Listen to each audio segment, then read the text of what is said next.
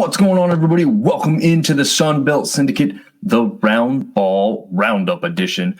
As you know, and many of you are probably checking out right now, there are still live games going on, hence why we called this show tonight Live Scores and Tournament kind of preview or estimation, or if the season ended today, kind of however you want to look at that aspect of things. But we will take a look at that with the games that have been completed. Lots of games still going on as we speak right now. I think the Louisiana Old Dominion game just went final right before we started. But to cover all the bases before we get truly rolling here, we are part of the Dogs Media Network. Lots of shows on the network, so be sure to look around and check those out. Also part of collegefootballdogs.com, still rolling along there. Lots of transfer stuff. We saw Sean Elliott move from head coach of Georgia State down to tight ends coach for South Carolina today. So a little bit of a shock to the system and the team, and now they've postponed their spring practices and spring games so far. So unfortunate there for Georgia State. Probably a decent move for Elliott as far as getting paid in the SEC goes. We know that they've got the money down there to do it. So not a total surprise that they could woo somebody away with that type of money that they're playing with. But again, terrible thing for the Sun Belt is Sean Elliott was looked at as a pretty good coach overall, but he did lose a lot of players in the transfer portal. Maybe saw some writing on the wall about how that was going to go this year, and also an opportunity to go down there and be back in the South Carolina coaching staff. But anyway, to get back to basketball here, we had a guest on last week, who helped me preview the MAC and Sun Belt Challenge that was going to be in part two. Obviously, the earliest part of the season was really when that started. And in fact, some of our team's first games were a part of that part one of that challenge. A couple teams did have some warm-up games. It's nice to see James Madison warm up by going on the road to beat Michigan State to start the season. I think that was the very first basketball game for anybody, actually. So quite the start to the year in that one. Let's take a look. We'll go ahead and add this to the stage. Also, we are presented by W Energy. Again, they've just launched a new flavor, and they've also come out with it's a partnership with Amoeba. I think that's how it's pronounced. It's like a gaming platform thing. Again, W Energy is a big sponsor and part of the gaming world.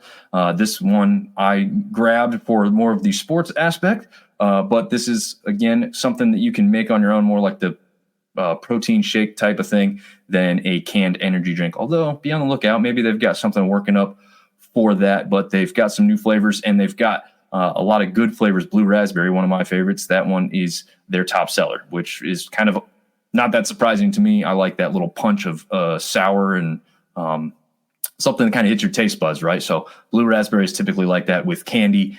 This is like a liquid candy, honestly. So definitely go out and grab you some W Energy today, and we will get going with our backdrop here. Round Ball Roundup. Oh, I never changed the title of that. MAC Sun Belt Challenge, it still says. But it's actually still a little bit fitting because that's where we start. So last weekend, as we wrap that up, it was pretty dominant, which is great to see. It was a little more even in the first round, even though the MAC took it. Ultimately, not a great showing by some of the Sun Belt teams. In fact, one of the better teams, App State, had gotten beat by, I think it was about 20 points by Northern Illinois.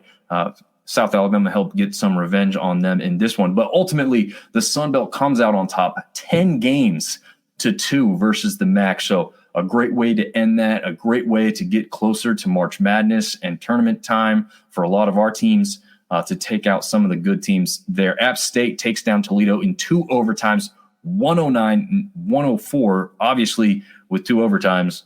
But even in regulation, that game really could have gone either way. Both very good teams there. I was very impressed with what I saw from Toledo.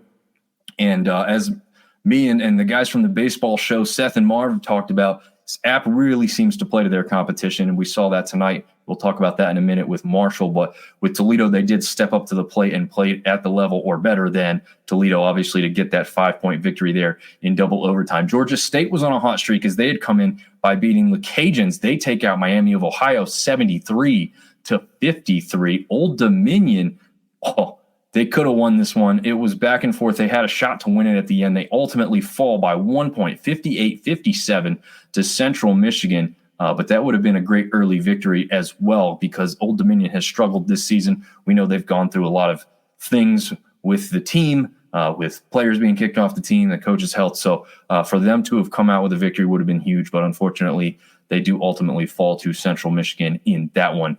In a game where the Sun Belt totally dominated from start to finish, Southern Miss beats Western Michigan 86-54, easily the biggest point spread of the week. Actually, I think that's wrong because the Cajuns ended up beating Bowling Green 86-60 in the Sunday matchup. But Arkansas State also takes down Ohio in a very impressive fashion, 100-87 to take that one. Another overtime game had Georgia Southern going up against Buffalo.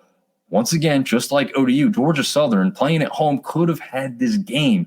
They took a little bit of an ill-advised 3 at the end. They're only down 1. I forget who it was off the top of my head, but the guy who had the ball ended up pulling up from way outside three-point range. Probably could have taken at least another step or two. Maybe still would have been outside the three-point range, but at least a little bit better percentage of a shot.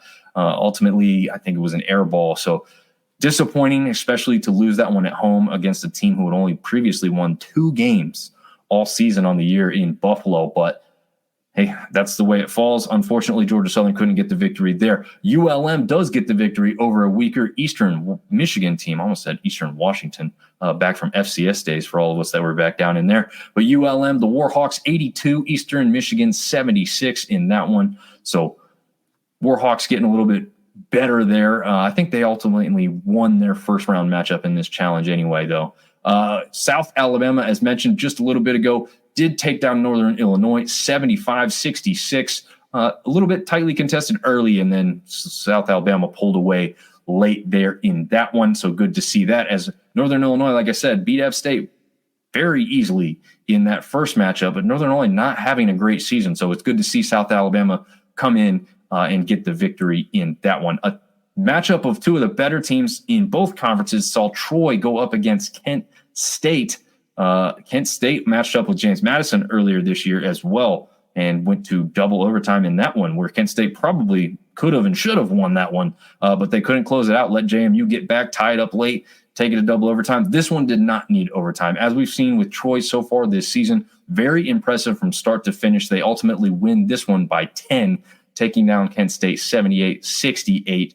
Texas State, we saw them go on a roll and then take that into this weekend and continue it over Ball State. They win that game 68-60.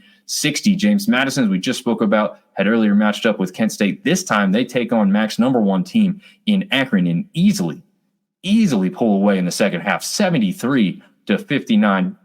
Pretty decent game up at the beginning, but definitely James Madison at another level, as we're also seeing on the scoreboard tonight against Georgia State. The Cajuns close it out on Sunday, the lone game on Sunday, take down Bowling Green 86-60 to wrap up that MAC Sun Belt Challenge in really impressive fashion. Again, 10 games to 2, nothing to sneeze at. I know nationally the Sun Belt isn't getting a ton of respect and has not previously gotten a ton of respect. Hopefully something like this can help that. I'm not saying the MAC is the greatest conference to do it over, but when you win 10 games to 2 and you had a shot to have a clean sweep there, literally losing 2 games by a total of 2 points, that's got to lead some people to start thinking better of the Sun Belt overall. Now they just need to, they as in everyone in the conference, just needs to kind of keep this rolling further. But I do hope this MAC Sun Belt Challenge continues.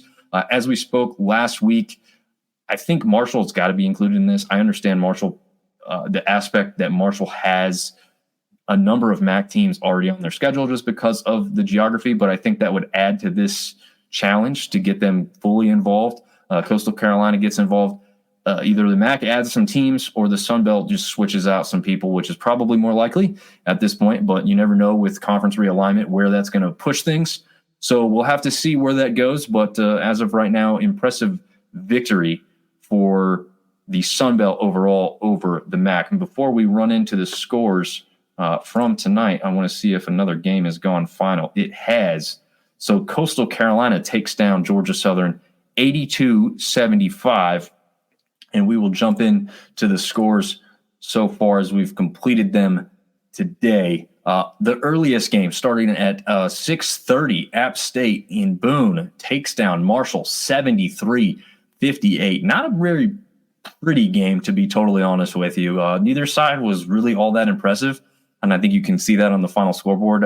App State only scoring 73, Marshall with a 58-point game. It was kind of one of those games where App State kind of plays down to the competition. Again, pulled away late, but it was pretty late before this one got a little lopsided. All the way up till about 5-6 minutes less, it was still kind of anybody's game, or at least it felt that way, even with the 4 or 5 point spread. But obviously within, I think, just under 3 minutes, it became like 10 real quick. And then after that, it was never going to be much closer than that. Credit to Marshall, they didn't give up, but not their season, right? We knew they had a really good team last year. They were hoping to continue that, but they did lose quite a few pieces. Tavion Kinsley being gone, Hanlogton obviously moving down there to Florida. It was going to be a little bit of a struggle. It definitely was a struggle early on. They started to round into form a little bit. Nate Martin's been playing really well for them.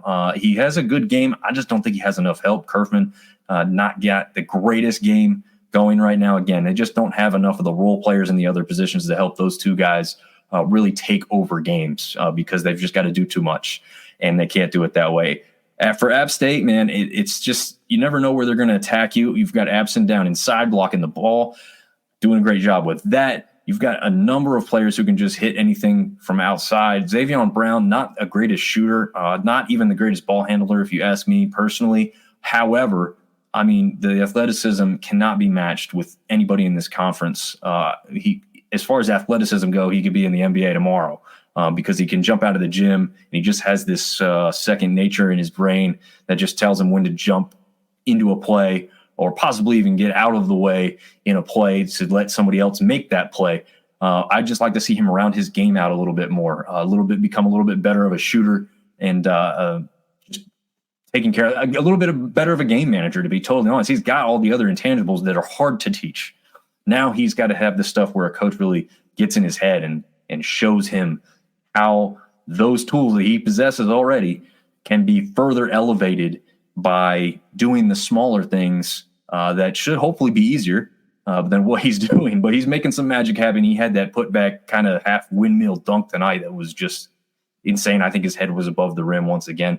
We've seen that a number of times if you're an App State fan or somebody on the other side, such as James Madison or even Marshall again tonight, as they showed them there. The Cajuns get back going in their winning ways again. They rolled that MAC victory over Bowling Green into another victory tonight over Old Dominion. Old Dominion is obviously greatly struggling this season, but has never been quite an easy out. James Madison, they did play 3 times, and they took care of them pretty decently. But it seems like almost everybody else gets a game from ODU.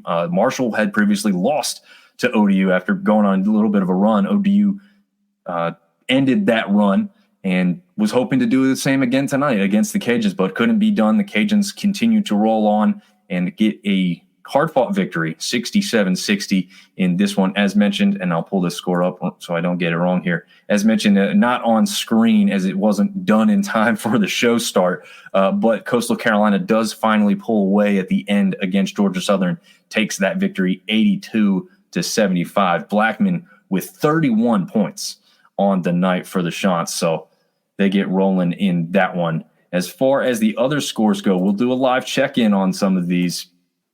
First up, we've got Texas State and South Alabama. This one looks like it's going to go the Jags' way early, which is a little bit surprising to me. Obviously, we just saw South Alabama win their matchup against the MAC, but as we mentioned, Texas State had been rolling coming in, so I would have expected Texas State to kind of continue that, and they could still do so, but they are down early right now, 35-18 to South Alabama. So South Alabama may be able to go on a little run. We saw that last year before the tournament started. We saw where that put them in the championship game versus the Cajuns. So could they do it again? I'm not sure they have the personnel to get quite that far, but it wouldn't surprise me to see them go 1 or 2 rounds deep. And really be a tough out no matter who they face. So we'll have to see if that continues to happen. But jumping down to the next game, one that's not close at all. Looks like James Madison jumped all over Georgia State from the very start of this one. Currently winning in the second half here, 62-37. So Georgia State had got that victory down there in the Cajun Dome over the Cajuns and looked pretty good in that one. not going to continue tonight against the Dukes, one of the top teams in the Sun Belt. They were hoping to kind of make some room up there and get closer to the top, but it looks like the Dukes are going to take them out pretty easily in this one tonight. A game that was delayed, and I tried to do a quick Twitter search before I got on here to see why it was delayed. I couldn't quite find anything. If we've got anybody in here that's a fan of those two teams or happens to just know why that game was delayed, go ahead and jump in the comments. Let us know. But I couldn't find anything definitive before I jumped on. Didn't get to do a whole lot of that because of time constraints. But South Alabama down early to ULM, 15-4. We'll see if Austin Crowley and the Golden Eagles can turn that game around. But LaCour going early with 3 steals already on the night. Arkansas State and Troy knotted in a great one, right up till about halftime here. We got about just under 4 minutes to go. Troy up 34-31. Arkansas State, a team that I think honestly could go on one of those South Alabama-esque runs from last season this year. Why do I think that? I think whenever you've got a three-point shooting team that can get really hot from outside the arc, you've got a dangerous team. They don't have quite the dominant big man down low. That's what they're missing. That's what South Alabama had last year. If they had a player just like Justin Abson for App State, you could see that roll into even further success. I'm not quite sure they have that aspect to their game, but they do have a number of three-point shooters. They don't just have one guy. So if they can get hot from three with Caleb Fields and Todd, they could be a very, very dangerous team that you do not want to see in a quick turnaround time in a tournament down there in Pensacola. So we'll see what ends up happening in this one. As I say that, Troy scores again to go up 36-31. But again, still very early in that one, not quite even halftime. So we'll check back on these games before we get all the way through this episode. We'll have to see kind of how that rolls along. But we do then want to jump into the standings currently. These standings, as you're seeing them on screen, are up to date at the moment. And I'll kind of remedy that slightly because right now, some publications are listing App State above Troy because they technically have more wins. But because they haven't played the same amount of games, I'm not moving them just yet. I'm going to see what transpires tonight. So as of right now, I still believe that you've got to have Troy on top because they own the tiebreaker with App. If a game has yet to be completed, I don't move a team. So that's why you're seeing Troy on top here. But again, like ESPN.com will have App State currently on top of Troy. But until those games are completed, not moving that around just yet. If they stay tied, if Troy also wins their game tonight, Troy does own the tiebreaker over App State and would remain in that number 1 spot. App State would be in that number 2 slot. James Madison with the victory tonight would remain at number 3. The Cajuns already securing their win. Definitely, no matter what happens here tonight, the rest of the way, they will stay at number 4. Those teams all biting for 10-win conference slates. Troy and App State already securing theirs. James Madison fighting for theirs right now. Seems like they're going to get that one. The Cajuns get to 9 tonight with that win over OBU earlier on. Southern Miss and Marshall. We know Marshall game is already completed. Southern Miss could jump a full game ahead of them with a victory tonight, currently sitting at 7-5 there in 5th place. Another dangerous team you probably don't want to see come tournament time. Talked last week about how physical they play down low defensively, even on the offensive glass, honestly. They've got guys there, and Austin Crowley as well, who can – I don't even know if he's truly gone off yet this year, to be honest with you. We saw him do that a couple of times last year. I think they could still do that this year. They've got some guys who have been injured on and off. Some guys who've been injured early in the season have yet to kind of come back.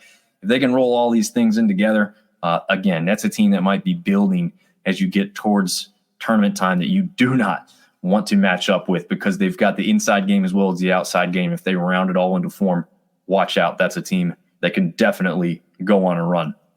Again, we touched on Marshall just below them. Arkansas State, again, tightly contested battle right now with Troy. A victory for them would be huge, jumping right up where Marshall is with 7-6 mark inside the conference.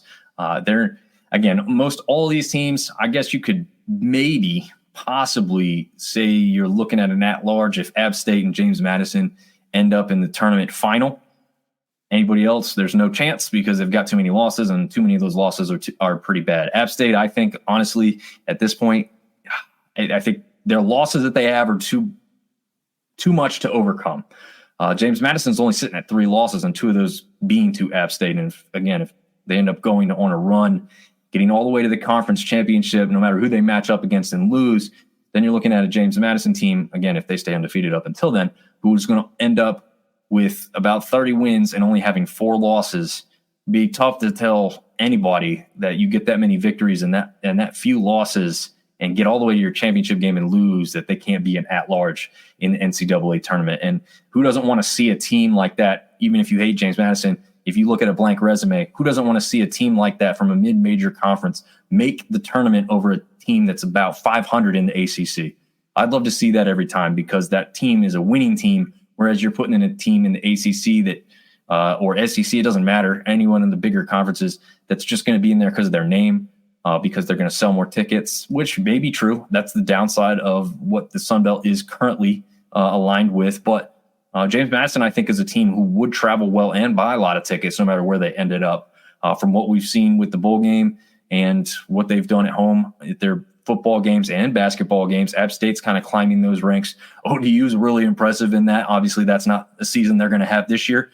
But we've got some teams in the Sun Belt who will travel and will go see and get up for basketball games. So, I'd like to see more mid-majors get into it with winning records, because I'm tired of seeing so many of these like almost 500 ball clubs, and then they also get rewarded with an 8 or 9 seed. So they're not even going up against some of the tougher teams in the first round, and they're routinely losing some of these games too. So it's just not as much fun. I want to see more winning teams, more winning pedigree in a championship style tournament, such as March Madness. So hopefully those types of things can happen. The NIT's kind of gone that way. In a good or bad way, I'm not really sure how you want to look at that. I kind of like it because then they can pick and choose, and hopefully they're choosing the good teams. But at the same time, that also leaves a very high likelihood that they're going to pick the teams to make them the most amount of money. So that's what I kind of fear there. They're going to put in the bigger programs that are going to sell more tickets and have more people show up. But I would love to see more Sun Belt teams in that, or mid-majors in general, to be honest with you, mainly because that's how you build towards the next season. Because unlike the NCAAs, obviously, for those that don't know, the NIT games are held at your home sites if you're the better seed, held at home sites up until I think the final 4 games, which I believe is in New York City. So you definitely get some fan base building and some possibility of some big wins in front of some nice crowds that hopefully would go a long way toward, again, building into next season. So we'll have to see if that type of thing happens with the NIT, but fingers crossed, knock on wood, maybe. We've got Captain America, one of Troy's biggest fans. Troy won't last long on top in basketball. Trust me, bro. Well, they look real good right now. The weirdest thing for me with Troy is with App State, with James Madison, with the Cajuns, you have a lot of top players who you can individually pick out and say they'd be a superstar on all these other teams. With Troy, you've got some guys that are kind of on the cusp there. I don't feel like there's anybody that's blowing me away with their single game, but in a good way, that just means Troy's a really, really good, solid basketball team in general. And that is what helps you win come tournament time and in March Madness. So, as a lot of people aren't really saying a lot about Troy's chances, what some publications are doing is putting Troy in because they're number 1 and nobody nationally pays much attention to the Sun Belt, so they're going to put Troy up there at number 1 and just assume that they're best team. Are they the best team? Right. Well, currently, right now, they are. Or you can argue again that App State currently at this very second is the best team. But either way, you've got a team up there who has refused to go away all season long. And now, when we're here at the bottom of the season, closer to the end, they've got a pretty easy schedule to remain on their plate. So they could take care of business and be the number 1 seed in this tournament. It wouldn't shock me or surprise me at all. And a lot of people are thinking the hot names like App State and James Madison are those teams. I'm not so sure. I think Troy's got the easiest path to this. James Madison doesn't have the toughest path either, but we'll have to see. Again, we know there's no East-West in this one, but it'll be interesting to see if that kind of plays out a little bit in this one. Going through the rest of the teams there, we got Georgia State followed by Georgia Southern, Texas State, ULM, South Alabama, who's going on a run, but still down there towards the bottom. Coastal Carolina and ODU, who seem to be just completely out of it. But again, sometimes they're getting some hard-fought games. Coastal gets that win over Georgia Southern tonight. All right, so let's take a look at the bracket. We'll still look at the women's coming up too. Not the bracket necessarily. Didn't put that one together for this week. Maybe I'll do that one for next week. But in the men's side, going to go ahead and take a look at the bracket here. Hopefully you can see this. I know some of the writing is a little bit smaller for those that are actually watching live on this one, but I did put the logos in there, so it's a little bit easier to see. And we'll talk about this as we go right now. Again, as I set this up before, I don't think it's changed with the standings as they currently sit, but there might be one or two teams that swap by the end of the night. You've got your first round matchups that would pit South Alabama going up against Coastal Carolina and ULM going up against ODU. We know that those two would be the matchups. In round two, we have to see because you've got 2 of 4 matchups set. Obviously, the winners from round 1 would move into those other 2 slots. But at the top, you've got a really interesting matchup that I'd love to see come tournament time. They matched up in baseball last year in the first round with Georgia State taking home the victory. But they could match up in basketball this time around, Georgia State and Georgia Southern, that is. So it would be pretty cool to see that one for us outsiders who just know that those teams and schools do not like each other on any playing surface at all, whether it's football, basketball, or baseball. So I'm definitely rooting for that. No matter where it falls in the order of things, I want to see those two teams match up. I think that would be great. We've had 2 really lopsided games for each team winning against each other earlier this year. So very interesting. That third matchup could get testy. I guess nothing would surprise me. I guess I should say that because we had a team win easily the first time. We had a team win kind of easily the second time. So who knows what the third would bring. You would think that might mean it would be a close, tightly contested battle, but you never know, right? Then Marshall would match up with the winner of South Alabama versus Coastal Carolina early on. After what we've just seen here lately, I would assume South Alabama could get the victory there and move on to take on Marshall. Could be an interesting matchup, again, with what Marshall's got, with what I saw tonight on the floor. If Kerfman and Nate can get hot, they could roll into this one. But as we've seen in the past, some of these teams that have these early games get that early jump in these teams that have sat for a little bit longer period of time. This one, not a huge sit because, you know, it's the top 4 teams that'll sit there and wait a little bit longer than everybody else to get going. But interesting to see if that could play a role when they get to that point. Then you'd have Southern Miss matching up against the winner of ULM and ODU. I don't know who would take home the victory in that one. As I mentioned earlier, ODU not having a great year, but they are a tough out. ULM not having their greatest year either. However, they've been rolling pretty good lately and winning in some impressive fashion. So early outset, I guess I should say, I would pick ULM to match up here against Southern Miss, and then I'd pick Southern Miss to win that one because, again, I think they're going to be a really dangerous team come tournament time. So I don't expect them to drop a game, no matter who comes out of that one. But that's what that matchup would be. Getting down to the bottom of the bracket, you'd have Arkansas State matching up with Texas State. Again, to me, very interesting matchup. Kind of like Georgia Southern, Georgia State at the top, except in a different fashion. These two both have dog and cat logos or, you know, representation, I guess you could say. But interesting aspect. The Wolves and the Bobcats, again, dog and cat, it's not perfect, but it's close enough. And they're both just different colors, different shades of red. So an interesting matchup in that regard, but also interesting on the hardwood, as we've seen Texas State kind of was rolling early on here for about 4 games, I think it was in a row. Arkansas State, like I said earlier, a tough 3-point shooting team. Now, they could get cold and not do very well, but when they're hot, they can roll. So this one could be a really good matchup. And then you've got 4 teams waiting for the rest of these to play out with Troy, Louisiana, James Madison, and App State. As it currently sits, you'd have JMU and App State on the same side of the bracket, and Troy and Louisiana on the same side of the other bracket, or the other side of the bracket, which is interesting. Again, as noted, we do not have an East and West as we do in football for basketball. However, it kind of works out that way in this tournament setup, at least with how the standings currently sit. So it'd be a little interesting. I kind of like to see that split. That way you have a possible Western kind of matchup in the championship or an Eastern Conference kind of championship. I think it just makes it more fun.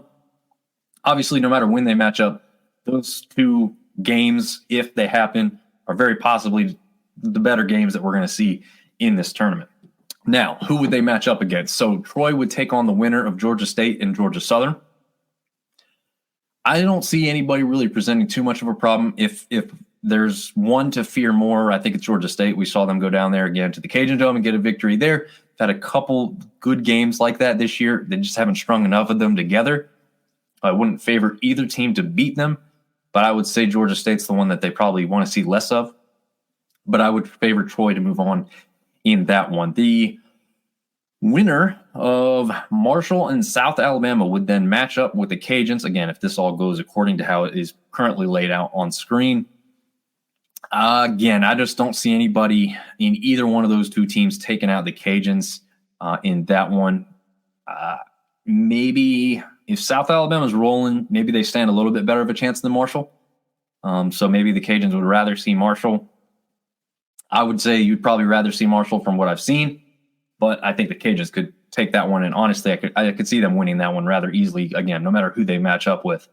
The winner of the possible ULM-USM matchup would then take on James Madison. I'm going to consider that to be Southern Miss, James and U. That could be a great game.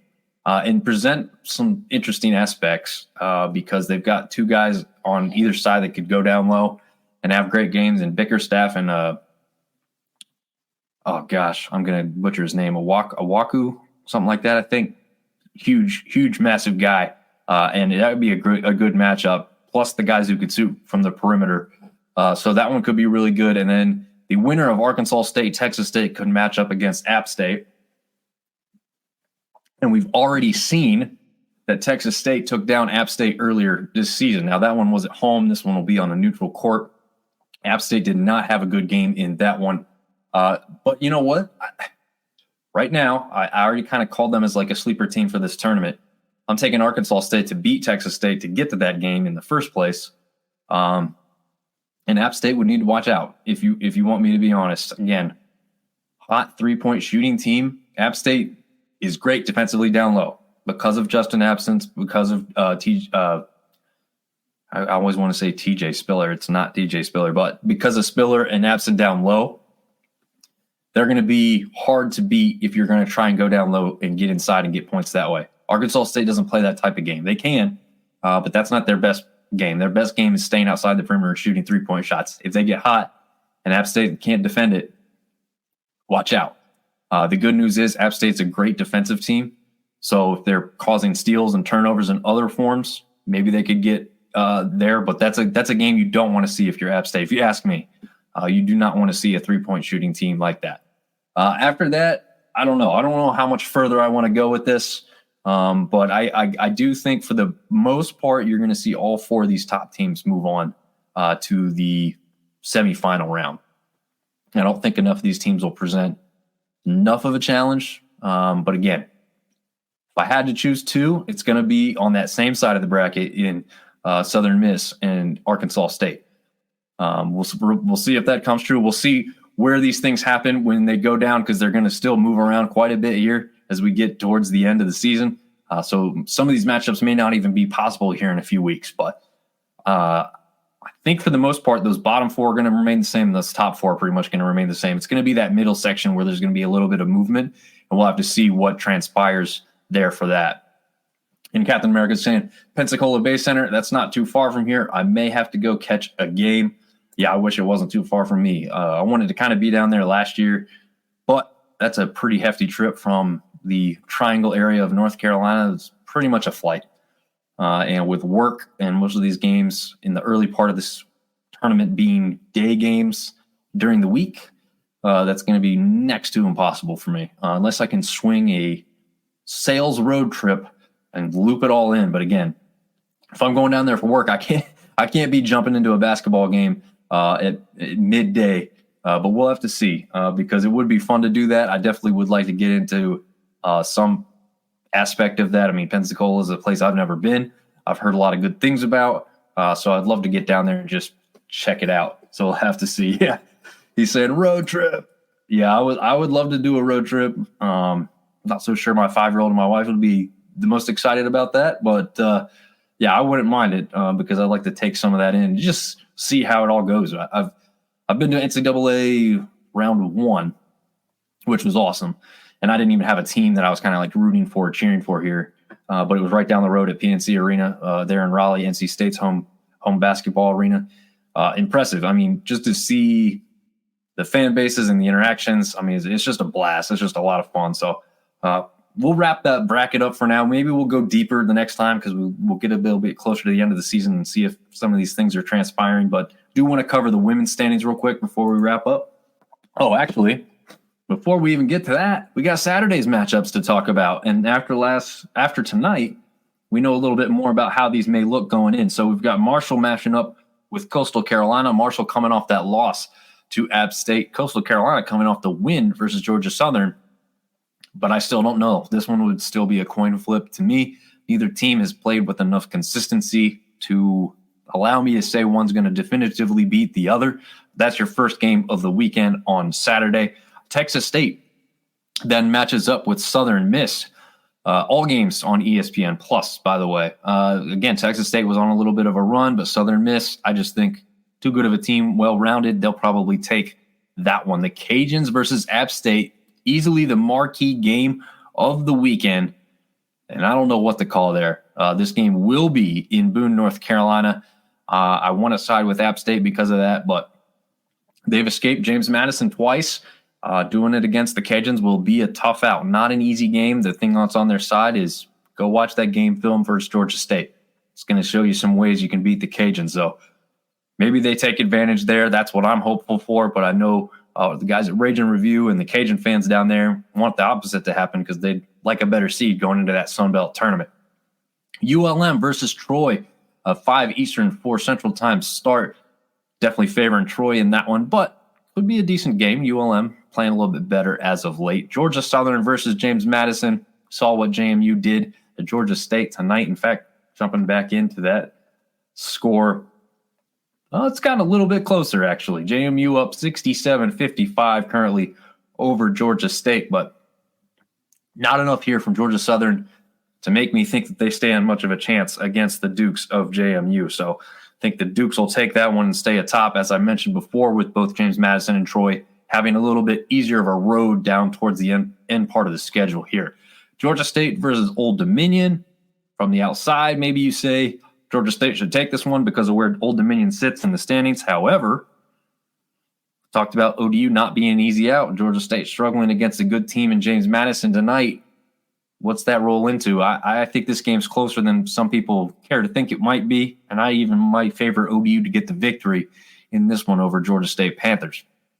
Arkansas State rounds out the night with a nightcap versus the Jaguars from South Alabama, 8 Eastern, 7 Central time. This is early. Again, this is a team that went on a run last year towards the end in South Alabama, matching up with a team that I think is destined to go on a run a little bit, at least, in the tournament this year in Arkansas State. Let's see. Arkansas State is currently down at the half, 41-34 versus the Troy Trojans, and South Alabama is currently up on Texas State, 44-29. Just looking at that, you want to say South Alabama may be the hotter team, but Texas State's not as good of an opponent as Troy is. So I'm thinking Arkansas State's probably still playing a pretty good game overall. I guess I'm going to early on favor the Red Wolves from Arkansas State to get the victory in the nightcap there. So that rounds out the weekend's matchups. What to look forward to, again, that marquee matchup featuring the Cajuns traveling to Boone to take on the Mountaineers of App State. Jumping into the women's standings, we know the women played a couple early games today. Kind of an interesting aspect. I think the App State Marshall game was like a noon start or something like that. Very early on, so very interesting to see there. And Captain America jumping in and saying, South Alabama used to have a really good baseball team back in the day. This was before they had a football team. Okay, that makes a little more sense. We were actually covering that on the baseball show the other night with Seth and Marv. South Alabama historically, an amazing baseball program and team. Recently, not so good, but with their history, they could definitely jump back up into the baseball thing. And he's correcting himself, saying he actually meant basketball. I was not aware that they were as good in basketball, but I know baseball for sure. They have all kinds of stuff around their stadium letting you know how good they used to be in baseball. So they could jump back up this year too. In the coaches poll, they did jump up quite a few spots. I think they had the largest jump or movement at all. If you ask me, Georgia State kind of went down from where they were last year. South Alabama jumped up quite a bit. So the coaches may know something there that the rest of us will have to find out as the season goes along. As far as the women are concerned, Marshall continues rolling along. Again, they got the victory over App State today. They are now sitting at the top of the conference with a 12-1 record, 18-6 overall. The one to note here, James Madison falls down a bit. They're now just 9-4 in the conference. Dropping a few games here lately, 17-9 overall, still pretty good. But ODU, their in-state rival, jumps ahead of them with a 9-4 record, and I guess they own the tiebreaker there, and 18-6 overall. Troy, though, does still sit in second place somewhat comfortably right now, a one-game lead over both ODU and JMU. Also Georgia State in that. I don't want to forget them. They're now sitting at 9-4, 15-9 overall. ULM's going on a little bit of a hot streak, and they are at 8-5, 16-9 overall. Southern Miss women jump over Arkansas State. They flip-flop there. Both teams about 500 overall for the season, but similar marks there in conference, I guess, with Southern Miss just being one game ahead of Arkansas State with a 7-6 record, while our Red Wolves are sitting at 6-7. App State, again, losing today to Marshall. They're at their home court in Boone, also tied there with Arkansas State at 6-7. The Cajuns, 5-7 overall. I think the ladies did very well against the MAC as well, just to wrap that up. But I can't remember exactly how theirs broke down. I don't think it was 10-2 as the men's was, but I do think that they did win the overall challenge there in part 2. Georgia Southern continues to struggle a little bit, going 3-9, 13-12 overall after a pretty good start to the season. Texas State, Coastal Carolina, and South Alabama wrap it up. And that about does it for the show tonight. This one got a little bit long because we took a look at what could possibly happen there for the Sun Belt Conference Tournament, as we saw on the men's side. And we will get into the women's side in the coming weeks as well to kind of take a look at how that's going to round out. And again, I think last year we did not include every team in the basketball tournament. This year they definitely are. I think like I said, last year I think they left out 2 teams. I think like 12 teams made it or 10 teams made it. But this year, all 14 teams, no matter where you finish, you're making the Sun Belt Conference Tournament. I love that. I think everyone should be involved, and I like the way that they do it. You get some buys. You do get rewarded for a good season. So I think it's great that they're going to do it that way, involve everybody, just see what happens.